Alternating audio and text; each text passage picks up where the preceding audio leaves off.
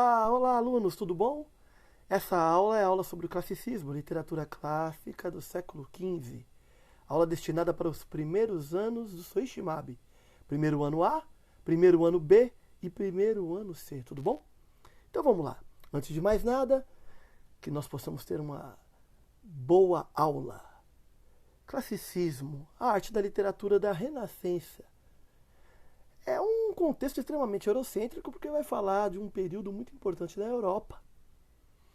E para nós que estudamos literatura de língua portuguesa, é importante entender esse período eurocêntrico, até para depois fazer a crítica, né? Principalmente nós que somos alunos do Brasil, que queremos saber sobre coisas brasileiras, né? Nós não temos uma escola ainda voltada para o povo brasileiro. Mas vamos falar um pouco do classicismo para entender o contexto europeu? E aí depois, na próxima aula, a gente vem colocando a crítica e vem mostrando o que acontecia no Brasil no século XV até o século XVI. Bem, o classicismo é uma arte influenciada pelo Renascimento. E o Renascimento foi aquele momento da Europa onde nós vamos ter uma elevação das ideias racionais, ou seja, valorização da ciência em detrimento da religião. Neste momento, a ciência começa a ter força e entrar em voga. Por quê? Porque a burguesia, principalmente essa nova classe social chamada burguesia, começa a valorizar todo um processo de manufatura e desenvolvimento da manufatura, o que lá na frente vai gerar novas revoluções. Então, o classicismo é um nome dado ao estilo literário que surgiu na época do Renascimento, lá no século XV na Europa. Nós vamos ter como contexto social a crise da igreja. Isso é muito importante. Essa era é uma época de reforma protestante liderada por Martinho Lutero Martinho Lutero na Alemanha e João Calvino na França. E a ciência passa a ser questionada, os dogmas da igreja, as indulgências, todo aquele modelo católico cristão começa a ser questionado e um novo modelo adentra com força abrupta. O humanismo, que é a valorização do homem no centro do universo, ou seja, a religião, ela não deixou de ser importante, mas o homem passou a se preocupar com si próprio, com a valorização da vida e principalmente com o seu destino da Terra, um destino que agora pode ser guiado pelo próprio homem. E as ideias antropocêntricas, que é o homem que valoriza a ciência em detrimento principalmente com a valorização da ciência. Mas olha, não foi fácil não, houve muito conflito, tá? Houve muito conflito, muita luta, muita guerra, porque todas essas movimentações históricas fizeram com que houvesse divisões, e essas divisões houveram conflitos diversos. Para você ter uma ideia, na Reforma Protestante houve até luta com relação a exércitos, né? De interesses, a igreja se armando, tendo uma frota armada, tendo grupos de homens armados e os protestantes também. Tanto é que na Inglaterra, no caso, os protestantes, fugindo da perseguição católica cristã, vão para a América. E aí é o descobrimento do América, dos Estados Unidos. Então é uma era de questões históricas que vão revolucionar a forma de pensar do século XV. O contexto histórico-cultural é a expansão marítima, aí nós vamos ter, né, Portugal e Espanha com muita força, século XV. Portugal e Espanha eram dois países potência mundial. Tanto é que eles colonizaram, ou melhor dizendo, eles exploraram boa parte da América Latina, né?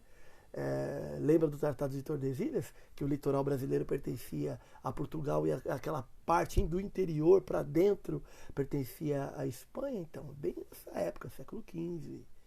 E aí nós vamos ter também o mercantilismo, que é o crescimento do comércio e das cidades, principalmente a manufatura, que começa a entrar num desenvolvimento de máquina, né? A ideia de ter máquinas, fazer a manufatura em grande escala, aumentar o comércio para poder fazer rotas comerciais.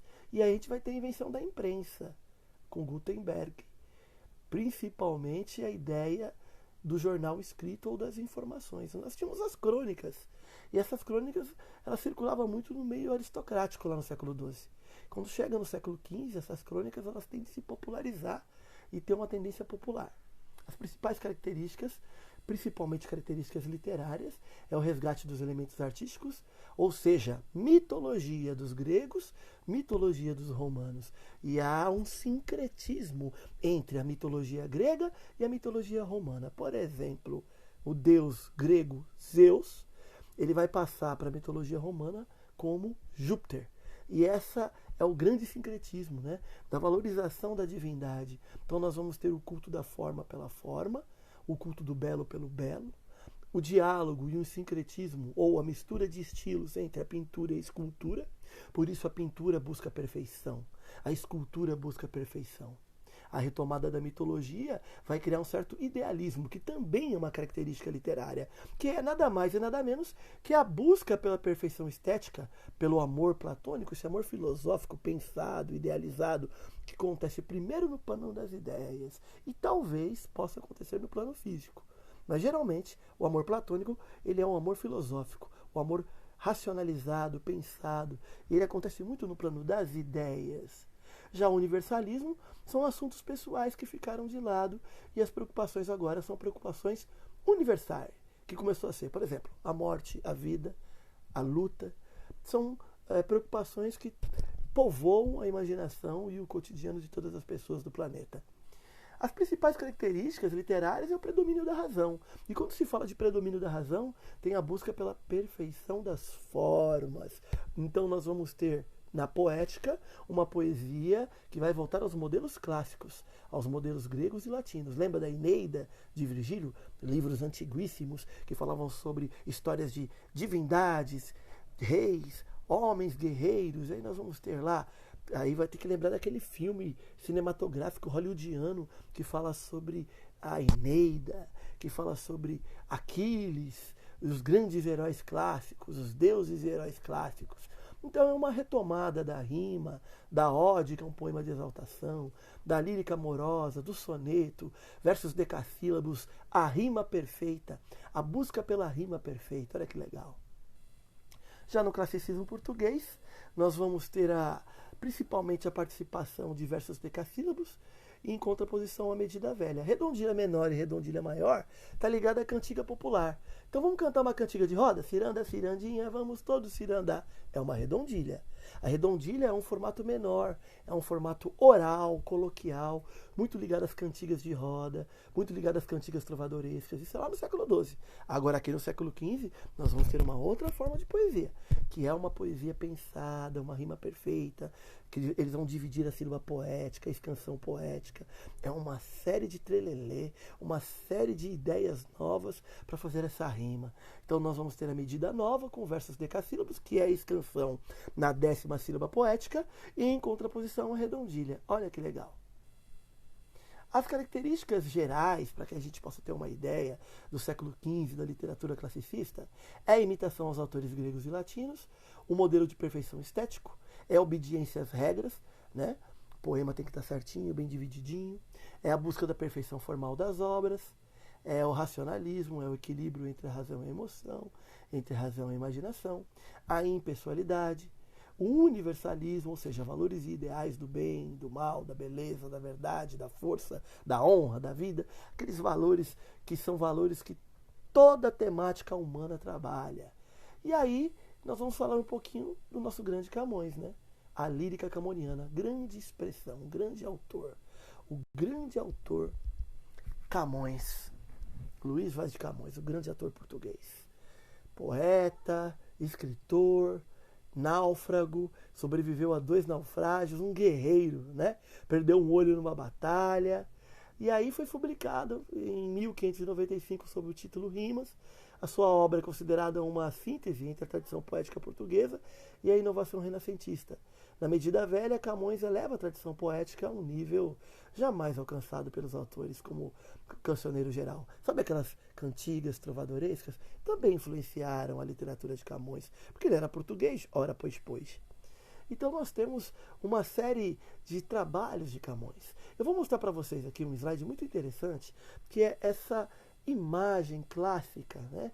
Que vai mostrar as ninfas, as nereidas, embaixo, e lá em cima um homem, né? Com a figura de um herói ou de uma divindade grega ao lado de uma deusa grega. Parece um panteão grego. E na verdade é um panteão. Quando se fala de razão em literatura, em estética europeia, sempre vai se voltar à tradição clássica, que é a influência dos deuses gregos e latinos. Quando eu falo latinos, são os romanos. Bem, sobre o Renascimento, nós vamos ter o classicismo, que se associa à pintura, essa imagem linda de Paracelsus, né, desse homem bivalente, que é esse homem racional, que se orienta através da ciência, o antropocentrismo, a perfeição das formas, o idealismo, enfim. O grande livro, que é Os Lusíadas, livro de Camões, que lá é uma epopeia. O que é uma epopeia? É uma construção poética de um texto grande e eloquente. O que significa isso?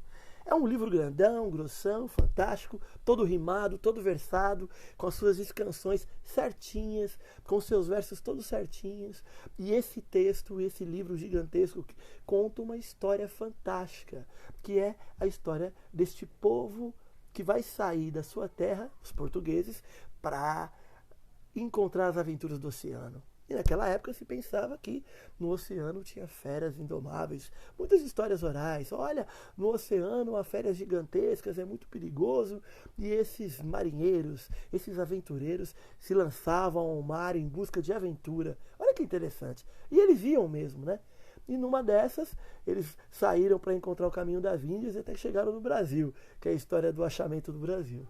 Então nós vamos ter os Lusíadas, que é um poema destinado a imortalizar os grandes feitos dos portugueses, publicado em 1572, e ele vai seguir um modelo dos clássicos gregos, como a Odisseia de Homero. Bem, o importante é que vocês possam fazer uma pesquisa sobre Luís Vaz de Camões, a sua obra, um pouquinho da vida dele, e principalmente sobre esse momento muito importante que é o Renascimento. O Renascimento nada mais e nada menos é que uma valorização da razão pela emoção, uma valorização da ciência em detrimento da religião.